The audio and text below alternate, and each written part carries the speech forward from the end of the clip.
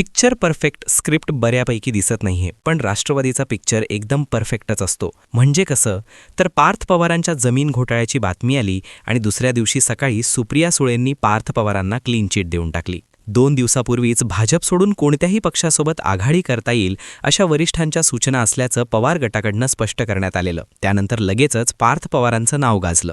पवार गट पार्थ पवारांच्या बाबतीत तसा शांतच राहिला. त्यानंतर आल्या त्या बारामतीच्या निवडणुका. पवारांनी अक्षरशः या नगरपालिकेच्या इलेक्शनमध्ये अजितदादांना पास देऊन टाकला. उमेदवार उभा केले खरे, पण इलेक्शन लढलेच नाहीत. अगदी परफेक्ट पिक्चर. पवारांच्या वाढदिवसानिमित्त अदाणी पवार यांची भेट झाली. इथे दोघांच्या चर्चासुद्धा झाल्या. आता पिक्चरचा फर्स्ट हाफ हा पूर्ण झालेला, ज्यामध्ये 2 गटातला अंतर कमी करण्याच्या दिशेनं हालचाली सुरू झालेल्या. भाजपचा शरद पवारांच्या नावाला किती विरोध असू शकतो याची लिटमस टेस्ट पार्थ पवारांच्या माध्यमातून घेण्यात आलेली. त्यानंतर आलीये ती महानगरपालिका. पुण्यातून अजितदादांना वजा करण्यात आलाय. अजित पवारांना शरद पवारांसोबत सोयरीक करण्याची ऐन संधी देण्यात आलीय.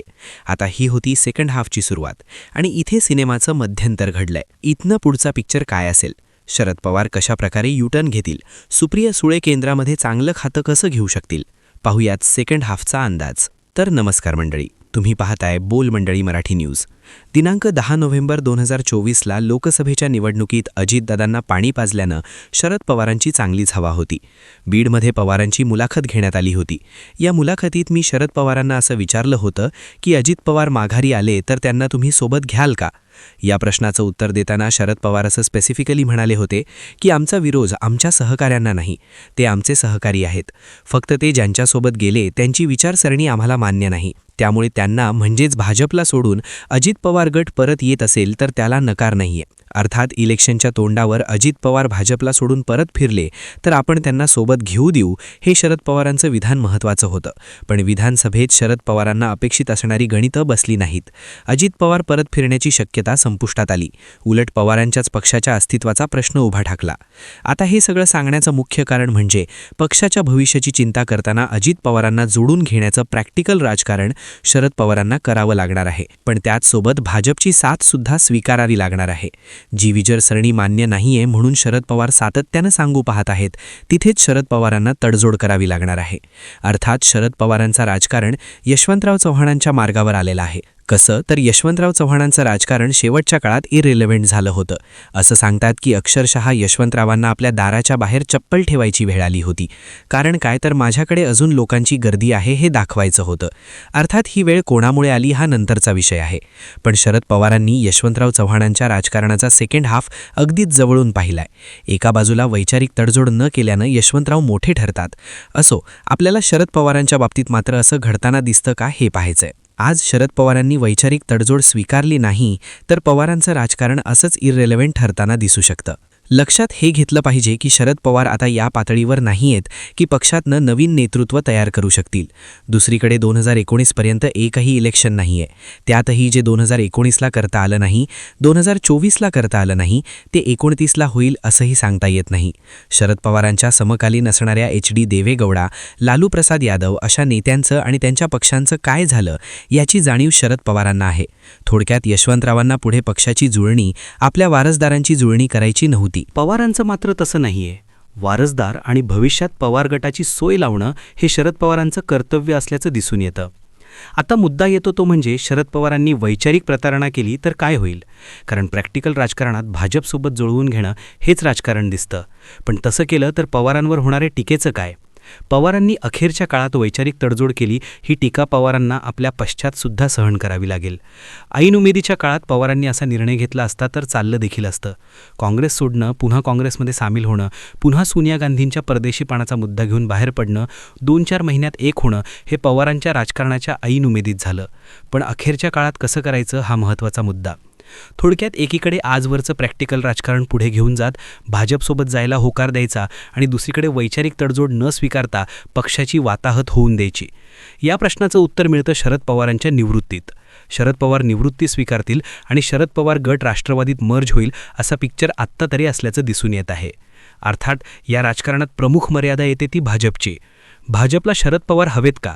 जर पवारांचं राजकारण संपुष्टात येत असेल तर पवारांना पुन्हा अजितदादांसोबत जोडून बळ का द्यायचं? कुबड्या फेकून देण्याच्या ऑपरेशनमध्ये अजितदादांनाच खाली खेचणं हा उद्देश असताना शरद पवारांना सोबत घेऊन पवारांचं बळ वाढवण्याचा उद्देश गैरलागू ठरू शकतो. अर्थात इथे दोन मतप्रवाह भाजपमधनं आहेत. एका गटाचं असं म्हणणं आहे की अजित पवार आणि राष्ट्रवादी हा खरा मित्रपक्ष ठरू शकतो. जिथे मुस्लिम मतं मिळवता येत नाहीत, ज्या पॉकेट्समध्ये अजूनही भाजपला प्रवेश करणं कठीण ठरतं, तिथे अजितदादांची साथ महत्त्वाची ठरते. याउलट शिंदे आणि आपला मतदार एकच आहे. त्यामुळे शिंदेंना दूर करून अजितदादांना मर्यादित स्वरूपात ठेवणं महत्त्वाचं आहे. आता या राजकारणात शरद पवार नसणं महत्त्वाचं आहे. कारण अजित पवारांसोबत शरद पवार आले तर अजितदादांचं बळ वाढतं. पण केंद्रातल्या तडजोडीत शरद पवार महत्त्वाचे ठरतात. अर्थात हा मतप्रवाह असणाऱ्यांच्या मते आज भाजपच सगळ्यात पूरक अवस्थेत आहे. अशावेळी ठाकरे पवार हे विरोधकच नष्ट करून टाकू असं म्हणणाऱ्यांचं आहे. दुसरा मतप्रवाह असा आहे, तो म्हणतो की पवारांसोबत तडजोड करावी, अजित पवार हे सहयोगी म्हणून राहून द्यावेत, सोबत शरद पवारही असावेत, कारण दिल्लीची ती गरज असू शकते. शरद पवार इंडिया आघाडीतले महत्त्वाचे नेते आहेत.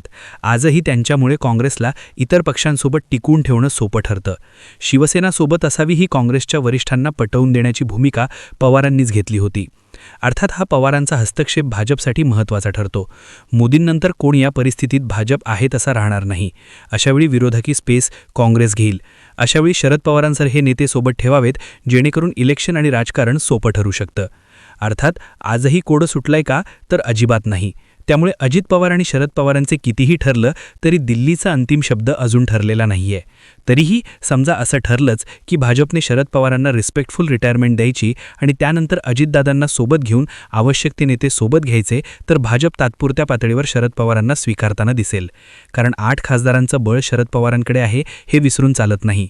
पवार फॅक्टरवर निवडून आलेल्या या खासदारांसमोर आत्तापासूनच पुढच्या वेळेस कसं निवडून यायचा हा प्रश्न आवासून उभा आहे. त्यामुळे खासदार तरी पलटी मारणार आहेत हे नक्की आहे. अशावेळी अजितदादांचं मूल्य पुन्हा वाढवणं हे पवारांचं राजकारण असू शकतं. अर्थात या पिक्चरमध्ये पुढे काय घडू शकतं? पुण्यातली युती, पिंपरी चिंचवडमधली युती, त्यानंतर शरद पवारांची निवृत्ती, त्यानंतर केंद्रात पाठिंबा, कदाचित केंद्रात सुप्रिया आणि राज्यात अजित ही जुनी मंडळी पुन्हा तयार करणं आणि सत्तेचा फायदा घेणं. अर्थात या राजकारणात प्रशांत जगताप यांच्यासारख्या नेत्यांच्या नाराजीनामे हे घडत राहतील. इतकंच काय ते बाकी. तुम्हाला काय वाटतं? खरंच पवारांच्या राजकारणात असं काही घडताना आपल्याला दिसेल का? याबद्दलच्या तुमच्या प्रतिक्रिया आणि मतं आम्हाला कमेंट बॉक्समध्ये लिहून कळवा.